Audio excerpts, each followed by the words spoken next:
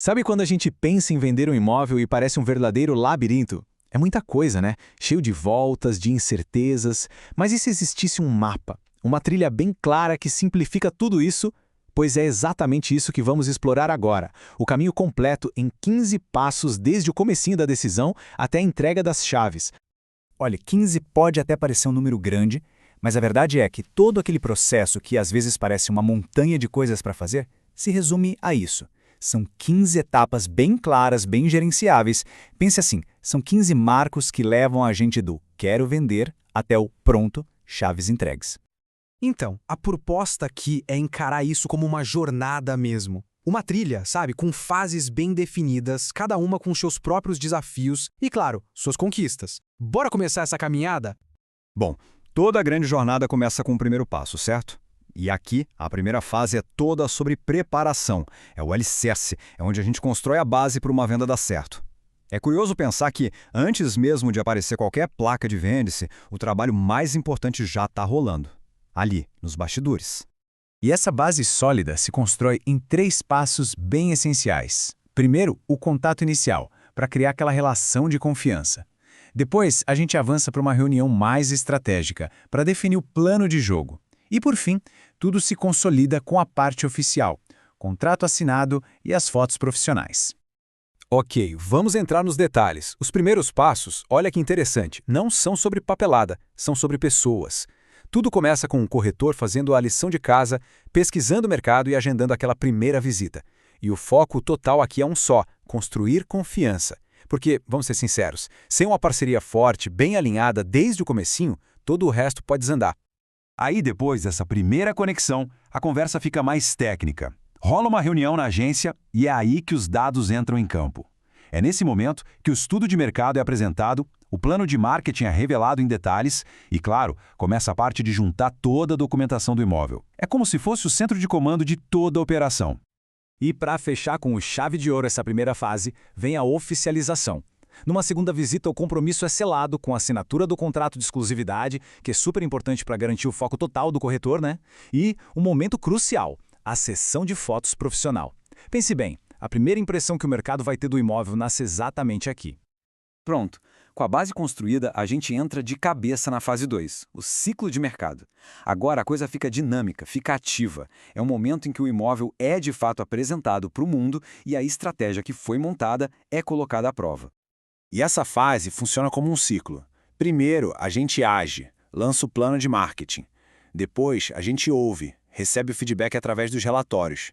Em seguida, a gente pensa, faz uma análise estratégica. E, se precisar, a gente ajusta e entra em campo de novo para reengajar o mercado. É um processo vivo. E agora sim, a ação começa para valer. Lembra daquele plano de marketing todo detalhado da primeira fase? Chegou a hora de apertar o play. Cada anúncio, cada post em rede social, cada contato, tudo começa a ser executado de forma super coordenada para garantir que o imóvel tenha a maior exposição possível logo de cara. Agora é uma parte que faz toda a diferença, é comunicação. O proprietário não fica perdido no escuro. Existe um ritmo bem claro, relatórios a cada 15 dias nos primeiros 30 dias, e tudo isso leva a uma reunião estratégica super importante lá no dia 45. É um acompanhamento constante. E isso já levanta aquela pergunta que, vamos combinar, tira o sono de muito vendedor, né? Tá, e se passarem esses 45 dias e nada? Nenhuma proposta? O que se faz quando o telefone simplesmente não toca? A resposta para isso é estratégia. Nada de pânico. É exatamente para isso que serve aquela reunião dos 45 dias. É um momento vital de sentar e analisar os dados friamente. Quantas visitas teve e cliques nos anúncios, o que as pessoas que visitaram estão falando.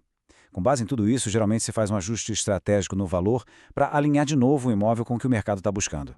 Ok, estratégia ajustada e o ciclo recomeça. Só que agora com mais intensidade. O plano de marketing é relançado e o acompanhamento fica ainda mais próximo. Os relatórios, que eram quinzenais, agora passam a ser semanais. A ideia é manter o proprietário super informado e ter agilidade para qualquer nova mudança nesse momento que é tão crítico. E todo esse trabalho, toda essa preparação e ajuste, tudo isso nos leva para a fase 3, o grande clímax da jornada. É aqui que o interesse vira ação de verdade.